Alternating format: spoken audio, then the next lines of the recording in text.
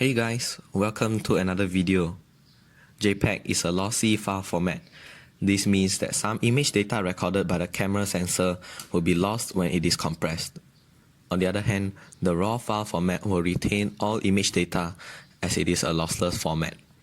As a result, shooting in RAW format will give you images with higher detail and dynamic range.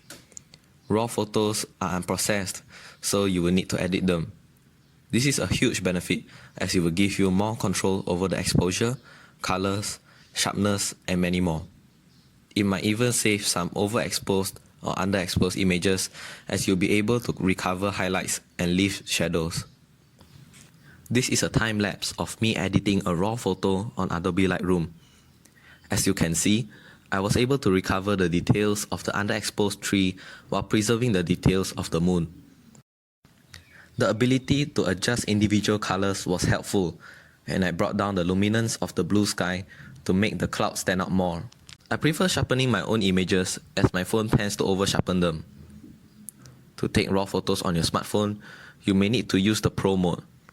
You may have to go through different modes or settings to find it, as different phones might name it differently. If your phone's native camera does not allow you to take RAW photos, you may have to download an application that allows you to do so. The only drawbacks of taking RAW photos are the need to process the photos and their big file size. Editing RAW photos would take more time and effort, but you'll be worth it in the end, as you'll be able to bring your photos to its full potential. By using presets and batch processing, you will be able to save more time.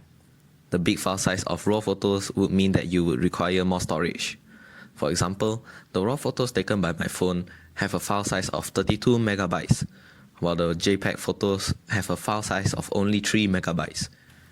You could store your RAW photos on a pen drive, external hard disk drive, external solid state drive, or even your smartphone. But if you take lots of photos, I would highly suggest getting an external hard disk drive as it has a lower cost per gigabyte. For example, a 2TB external hard disk drive may cost less than a 512GB micro SD card. My phone had 64GB of internal memory, which would be ample for most users, but I quickly filled it up as I took lots of RAW photos. To reduce the size of my RAW photos that will be stored, I will compress them using a lossless file format. This means that the file size will be reduced and all information will be retained. Zip is an example of a lossless file format. I hope that you have found this video useful. Please subscribe to my channel and leave a like. Thanks for watching. See you in the next video.